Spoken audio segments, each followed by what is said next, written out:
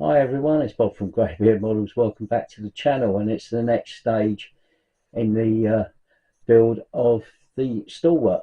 And in this episode, what we've done is we've got most of the stuff ready for the cab area. So we're pretty much close to getting all of that assembled. But without too much waffling, I think the best thing to do is go over to the bench and we'll have a look. Right, so one of the problems that we have is here and here. There, according to the kit instructions, there's a fire extinguisher mounted there and there. For some reason I seem to have a shadow here, don't know why, but anyway, is that better? I don't know. Anyway, yeah, so you've got a mount for a fire extinguisher there and a mount there, and there's also a mount for a fire extinguisher on the inside of this side of the cab excuse me, and on this side of the cab. So the question that arises is whether or not to use the resin fire extinguishers or the kit parts. And one of the things I was looking at was on the decal sheet. There are 4 decals there for fire extinguisher labels, and it's weird. I don't understand why Airfix have decided to put 6 fire extinguishers there. I wonder why that is. I wonder why they've decided to put 6 fire extinguishers on this tool sheet, on this tool sprue. Strange, huh? Unless, of course, there's something coming that would demand 6 fire extinguishers, which is probably, yay, that's great. Yeah, whatever that might be. It might be that they're decided to do something else. But then why only have 4 labels? I can't understand why they haven't got 6 labels. You've got 6 fire extinguishers, 6 labels. Strange. I don't know. Anyway, I'm going to decide because I can to use the resin fire extinguishers. Now this this then poses a different problem, because these fire extinguishers are there. They're about the same size as the Airfix ones, but they have their own brackets on them already, which means need to modify this plate here and remove that lumps of plastic there, and have a flat area there to put the fire extinguisher.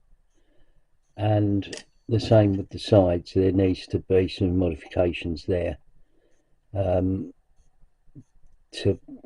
basically allow the fire extinguisher to sit. Now, what I plan to do, if I move that out of the way, what I plan to do is remove this bracket here. Let's get that out of the way. Right, this bracket here and that bracket there, but I'll leave these parts in place because I think they'll provide a bit of a lift, a bit of a space for the resin fire extinguishers. And similarly here, remove that bracket and remove that bracket and remove this raised knob there that you'd fit the fire extinguisher to, and then put the resin ones in place. So I'm going to go ahead and modify that and put the resin fire extinguishers in place, and see where we get from there. Be back in a moment. Okay, so I hope this is this is clear. So this is the replacement grating on the top here, and as you can see, if I take this one, God, I don't want to break these. So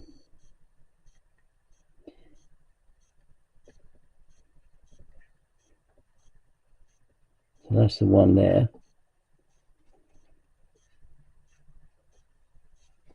and that's the one that goes on there, and obviously that won't sit down because that part's there. So to get the replacement gratings to fit, this whole area needs to be taken out and replaced, and it's a relatively straightforward job to do. The only thing is that you've got to take that off there and that off there. Now the whole piece is a solid piece of plastic there. Well, having looked at the dimensions, I think what I'll do is we'll cut out the parts there as I've marked them there, because that's quite a chunk, so I'll have to do that with like a razor saw. The part in the middle there, again, I'll need to,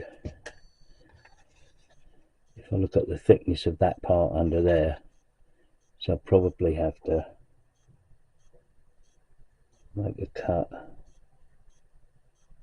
along there, and that one there similar, make a cut along there, and what I'll do is make sure that, you know, I'll make the cuts, but there's plenty of room then to sort of file back to the size that I want. So that's what I've decided to do. So just so that, you know, it's absolutely clear, so this area here and that area there, we'll cut those out, and then what that'll do is get us closer to the size we want, and then we'll decide on how we're going to go with that. So that's that. The other thing is this part that I was unsure about, thanks to Jesse, who commented on my last video. He said this is what they call a boiling vessel, or a BV, so you could get boiling water and you can make tea, and obviously, you know, British Army marches on its tea. So what I've done with this is I've given it a coat of white primer, and then I'll go over that just to lighten it up, and I'll probably use a sort of light colour, something like that, just to so that it stands out a bit. And the other part that I've got on with so far, so looking at the instrument panel, obviously that's got a coat of paint, and I've just put some white primer on there because that's a sort of liquid vessel. I think it's either the windscreen cleaners bottle, which I think is probably what it is. Right, so I hope this this sort of shows you what I've done.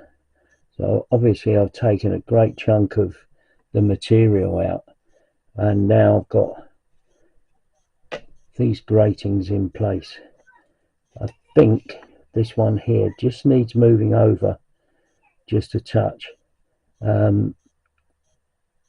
that part there is actually up against the piece that I've cut out.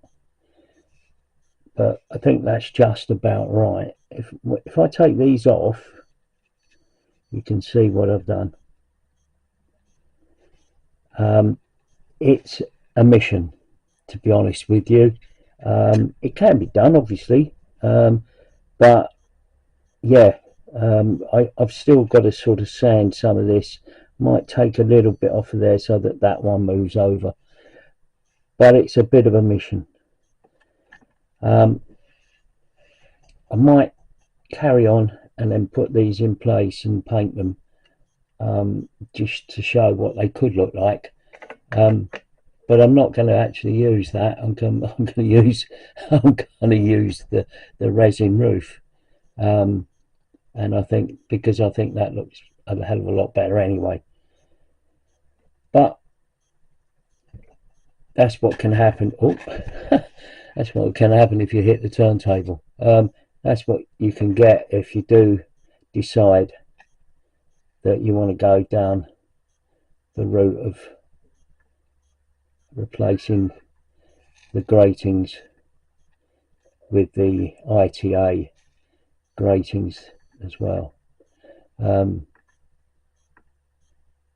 Yeah, that just needs to move over a tad, but it can be done. But it's a bit of a mission. It's taken me the best part of, I think, at least an hour to get all that material cut out, filed back into, back to the right sort of position. But anyway, that's that bit. Let's move on to the next bit. And we've done the roof with the replacement grating on the top, and I'm really quite pleased with that. That's come out really well. You can see through it.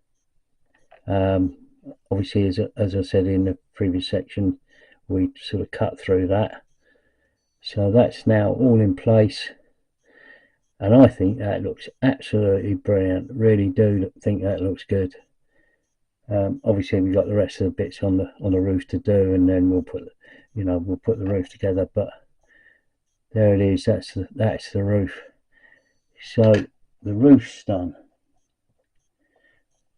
The detail on the let's take the blue tack out from underneath. Oh, actually it's white tack, but you get the drift. So that's the radio's done.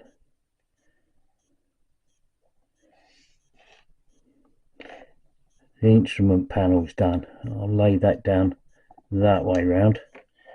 We've got all the parts for the rears all done. I've just got to do a little bit of weathering on the seats, just some wear on the seats, and with the floor. And with the floor of the cab, just got to do some weathering on the floor in that area there, and then everything can be put together. So that's pretty much where we are with the cab. So that's all done, and we'll put all that together, and that will all be ready in the next video. So thanks for watching. Please leave your comments below. I'd like to just say I do appreciate all your comments, and it's really useful to see what people have to say. And Jesse Lamas, thank you very much for the information with regards to the boiling vessel. Really useful. Thank you very much indeed. Right, I'll see you all on the next video. Bye for now.